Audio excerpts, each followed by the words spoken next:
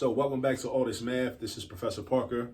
And for this next lesson, we're going to be simplifying rational expressions or polynomial rational expressions. All right, so take a look at what we got up here. All right, we got basically a fraction that's being multiplied by another fraction. And then we're going to subtract a fraction from that product. All right, because we still rocking with order of operations, no matter what. We still rocking with order of operations. We do the work inside the parentheses first. All right. And yes, this is a fraction, right? Even though it don't look like a fraction, it don't look like, it's not 1/2 or 2/3 or 3/4. It's still a fraction because there's a numerator and a denominator, even though the numerator itself is a binomial, which is a type of polynomial, and the denominator is a binomial, which is a type of polynomial. Over here in this fraction, this numerator is a trinomial, which is a type of polynomial. And this denominator is a trinomial because it's got 1, 2, 3 terms and 1, 2, 3 terms, which is a type of polynomial, right? So dig this, right? First thing you want to do, and I like problems like this. Well, I like a lot of math problems, but these are among my favorite math problems because I like factoring and canceling stuff out. So the first thing you always want to try to do is you want to try to factor your expressions when you're dealing with simplifying rational expressions. So you go through like piece by piece, like numerator, denominator, to see what can be factored and what can't. So let's start with 2x plus 1. So 2x plus 1 is right here. That cannot be factored because the greatest common factor of those two terms is positive 1. That don't help us. We can't do nothing with that, right? I mean, if you factor out a positive 1, you would just end up with 1 times the quantity 2x plus 1, which don't change nothing, all right? Then you look at x plus 6. X plus 6 has a greatest common factor of 1 also. That don't change nothing. We get over here, there's a lot going on. X squared plus 2x minus 15, that can be factored. The GCF is 1, but this is also so that don't really help us. The GCF don't really help us. That's why I brought that up. But it's a trinomial and it's quadratic. It's a quadratic trinomial. And there's a specific way to factor quadratic trinomials. I got a bunch of videos on this channel. Hopefully you already subscribed to the channel, All This Math. Make sure you subscribe. Don't just watch the video, not subscribe. Also like the video too while you're here. All right. I got a bunch of videos on how to factor quadratic trinomials that have a lead coefficient of 1. Because when you approach quadratic trinomials, now what makes it quadratic and what makes it a trinomial?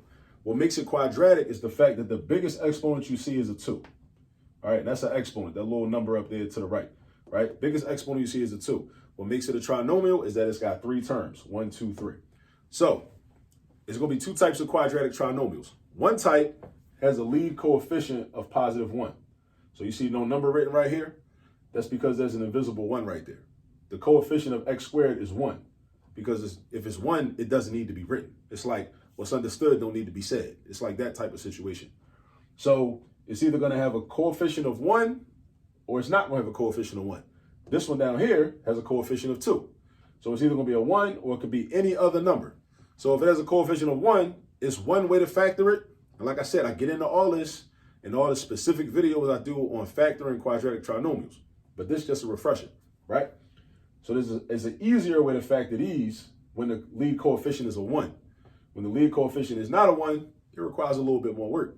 It's still doable, but it just requires a little bit more work than if the lead coefficient was a 1. So check this out. What we're going to do is, oh, here go my marker. What we're going to do is we're going to rewrite this fraction the same because we can't factor that.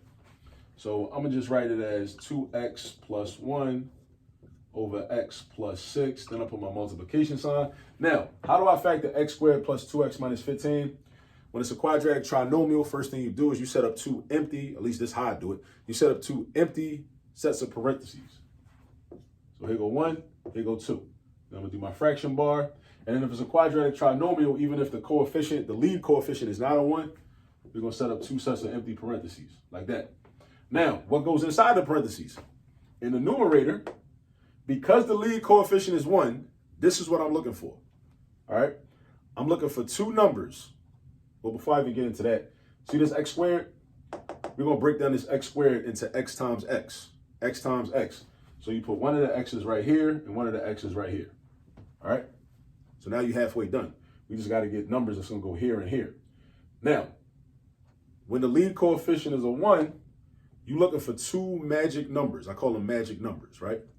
Because those two magic numbers are factors of the last number, and at the same time, they add up to the middle number, the middle coefficient, which in this case is positive 2. So you're looking for factors of negative 15 that add up to positive 2. So factors of negative 15 times 1, negative 5 times 3. 15 don't have a whole bunch of factors. That's about it. All right. Now, which two of these factors add up to 2? Not negative 15 and 1. Cross them off. What about negative 5 and 3? Negative 5 plus 3 adds up to negative 2. So dig this. When you get in that situation where you got the right numbers, but the wrong sign, because you end up with a negative 2. That's the right number, but the sign is wrong because you need a positive 2. All that means is all you got to do with your two numbers is switch the signs. So make this negative 5 a positive 5, make this positive 3 a negative 3. And then ask yourself, and positive 5 times negative 3 still equals negative 15. And positive 5 plus negative 3 still also adds up to 2. So those are your two magic numbers. So what do you do with those two numbers? You put them into parentheses. So you're going to write plus 5 and minus 3. Now, somebody wondering, well, what's going to happen? What if I put minus 3 first and plus 5 second? Is that wrong? No, it's not wrong. It don't matter. You could put minus 3 right here if you want it. You could put plus 5 right here if you want it. It don't even matter. All right. Now, for the bottom one, right? Because the lead coefficient is not a 1. So you got it's a little bit more, you got, you know what I mean? You got to do a little bit more work. You got to think a little bit more, right? Because now you're not only worried about the factors of the last term, but you're also worried about the factors of the lead term. Now this one, it's kind of easier than some of the problems can be because 2 don't have a lot of factors because 2 is a prime number.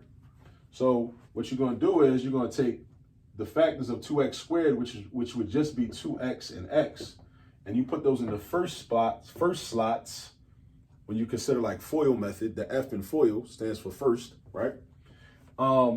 Then you take factors of negative 3, and that should be easy because 3 is a prime number also. And then you're looking for, and then basically you got to do FOIL method.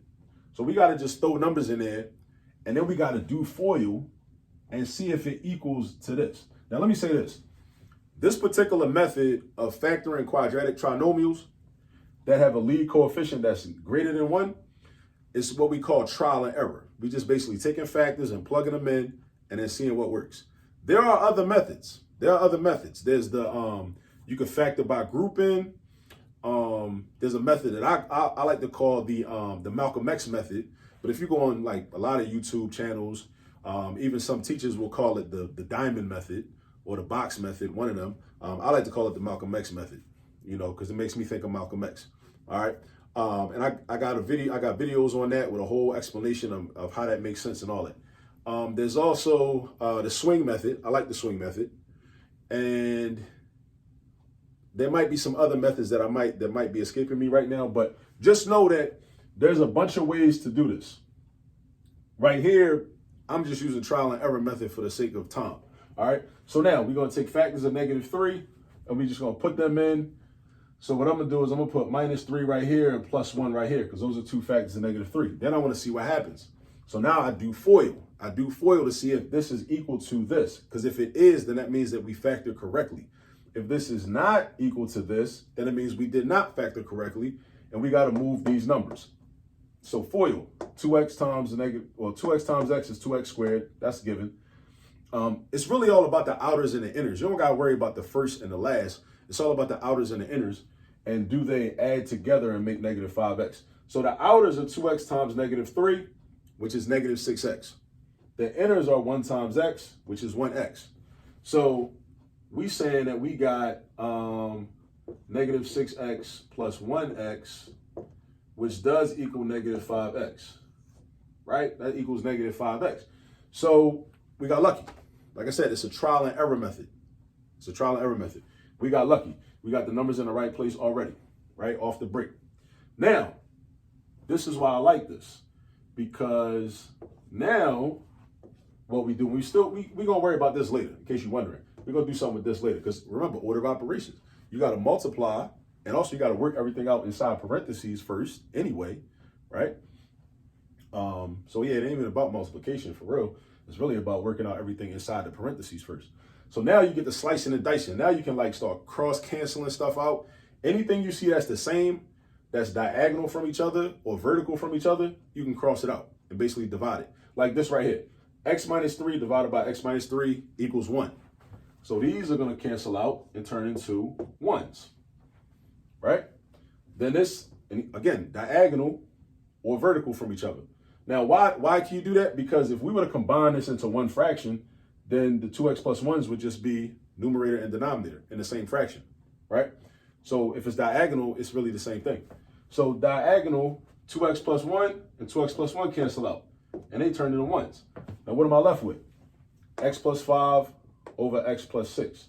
So now all of this up here is simplified into just x plus 5 over x plus 6, right? Now I bring this minus 3 over x plus 4 down. So now I bring that down. So now I got to do some subtraction, right? I did the multiplication. Now I got to do subtraction. Now we're just subtracting two fractions. And you remember, when we subtract fractions, we got to have a least common denominator. We got to have a least common denominator, all right? Now, the least common denominator of these two fractions is going to be, because remember, one of the ways to find the LCD when we were dealing with like 1/3, 2/3, 3/4, 3/5, all that, right? 7/9, all that, is just multiply the denominators together. That's one way to find, at least, it's not always going to give you the least common denominator, but it's going to give you a common denominator. And that's really what we need. So when we're dealing with polynomials, right? Binomial, monomial, I guess. Is this a monomial? I need to look that up. Because I know it's a constant. I'm not sure if it's a monomial. I think it is, but I might be wrong. A monomial might require a variable. I'm not sure. But anyway, we can just multiply the denominators together, right? So check this out. Let's say my new denominator is going to be x plus 6 times x plus 4, right? I'm not going to like multiply it out and create a trinomial. I'm not going to use 4. I'm not going to do that because I want to see it written like that. Now, what is my numerator going to be? This is how you get your numerator. So what you do is you take the LCD, right? And you divide it by the original denominator. This divided by this. This divided by this. This divided by this. When I do that, the x plus 6 is going to cancel out. The x plus 6 is going to cancel out if I wrote that out. I'd be left with just x plus 4. So then I take whatever I'm left with and I multiply it by the old numerator. So I divide the LCD by the old denominator.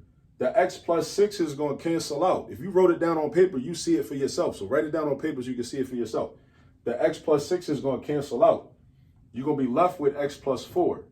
So you take the x plus 4, write it in the numerator, put it in parentheses, and then set it up multiplied next to the original numerator, which was x plus 5. So now we have dealt with this first fraction. We've dealt with this first fraction, all right? Now we're on to the next fraction. So I can put my minus sign in the numerator also. Now I do the same thing. I take the LCD and I divide by the original denominator. LCD divided by the original denominator. When I do that, what's going to happen with the x plus 4s? They the same thing, so they're going to cancel out. So I'm left with just x plus 6. So then I do the same thing I did with this part right here.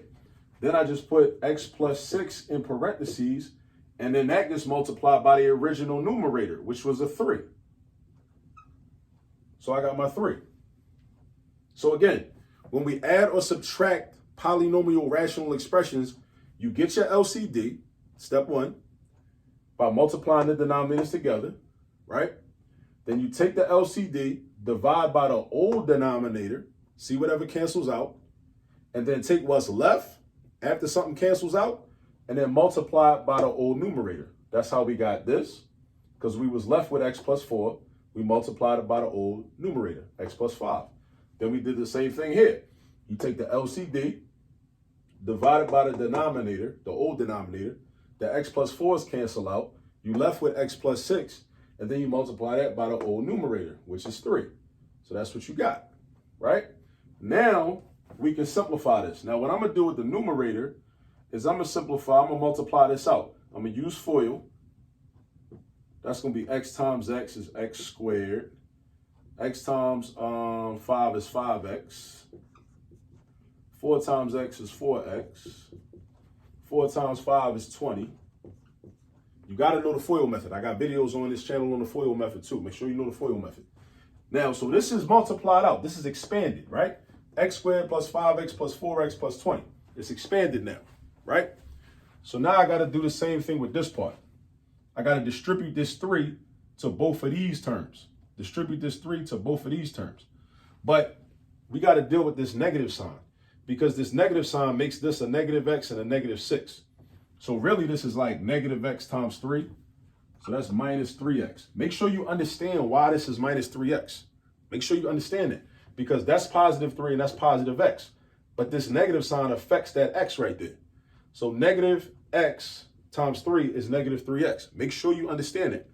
And then negative 6 times 3 is negative 18. And then you draw your fraction bar, and then you got your x plus 6 times x plus 4. And then you start simplifying by combining like terms. So in my numerator, what I'm going to do is I'm going to put my 5x and my 4x together and my negative 3x together. I'm going to put the 20 with the negative 18. And then we're going to have, and I'm about to run out of space. Good thing I'm almost done. So we got x squared. 5 plus 4 is 9. 9 minus 3 is 6. So I got plus 6x. And then 20 minus 18 is 2. And then we got x plus 6 over x plus 4. Right? So that's the final answer, right? That's the simplified form of this original expression. And how I know that is because this numerator cannot be factored because it's a quadratic trinomial. The lead coefficient is a 1. And 2 does not have enough any factors that can add up to 6 because 2 is a prime number. Since 2 is a prime number, the only two factors 2 got is 2 and 1. 2 times 1 equals 2. And 2 plus 1 don't equal 6. 2 plus 1 only equals 3, right? So I can't factor my numerator. The denominator is already in factored form. If I multiply this out, I mean, there's no point to multiply this out. I mean, that's not going to help me do nothing. Some problems might ask you for domain restrictions. What's a domain restriction? It tells you the values that x cannot be, right? This is a fraction. Keep in mind that this is a fraction. At the end of the day, it's a fraction. Fractions can never have a denominator equal to 0. So when you have a domain restriction, that means the values of x that's going to make the fraction undefined. That's what that means. So what we're talking about is, all right, so like negative 6 is going to make this undefined. You know why? Because watch this. If this was negative 6, this would be negative 6 plus 6, which is 0. 0 times anything is 0. So 0 times that, it don't even matter what this is. I'm not even going to do the math on it. But I know 0 times 0 is 0. So that makes it undefined. So that means x cannot be, I mean, if we wanted to do our domain restrictions, let's write them down. So x cannot be negative 6. Let's see what else x can't be. What if x was negative 4? Negative 4 plus 4 is 0. So basically anything that's going to make one of these expressions in the denominator, anywhere in this problem, and we got to check up here too, right? This part up here too, right? And you got to look at all your denominators. Any value of x that's going to make the denominator 0 anywhere in the problem, x can't be that. X can't be that. So x can't be negative 4 because negative 4 plus 4 is 0 and 0 times that is still going to be 0. So x can't be negative 4. What else? Let's look right here. Now, let's check right here. X plus 6. We already dealt with x plus 6 because that's part of our answer. But we ain't deal with, and also x plus 4. We already dealt with x plus 4 because that's part of our answer. So we dealt with these two. But what about 2x plus 1? All right. Let's do this the long way. So any value of x that's going to make that expression or that part of the denominator equal to 0 is what we can't have. So what you do is set up an equation. Say 2x plus 1, because that's what the denominator said, 2x plus 1 is 0. So what's going to make that 0? Minus 1, boom, boom. 2x equals -1, divide by 2, x equals -1/2. So x can't be -1/2. Why can't it be -1/2? Because if it was -1/2 up here, that was going to make this fraction undefined. So it can't be -1/2. What about with the x minus 3? That means x can't be +3. If we set up the equation, it'd be x minus 3 equals 0, and then x would equal 3 when we solve for it. So that means that this can't be +3 because that's going to make it undefined. All right. But that's just domain restrictions. You don't always got to worry about those. But if you was trying to graph it, it would matter. But yeah, this is the solution right here. This right here. This is the solution right here. This is the actual solution. These are just the domain restrictions if you're worried about all that. So yeah. But yeah, this is how you simplify rational expressions. You got to do some factoring. You got to know how to subtract rational expressions. Also, find the LCD and then find the new numerator and then, multiply expressions out, and all that. All right. So, get some practice with these. I know this was a whole lot and, you might understand it right now, but make sure you get some practice. Ask your teacher, ask your professor for some practice problems, or just go online and look for some practice problems, or look in your textbook for some practice problems so you can master this, all right? Because it's not that hard. A lot of people, they don't get stuff because they don't practice. You got to practice. It's no way around it, all right? So go get some practice. I'll see you in the next video. Peace.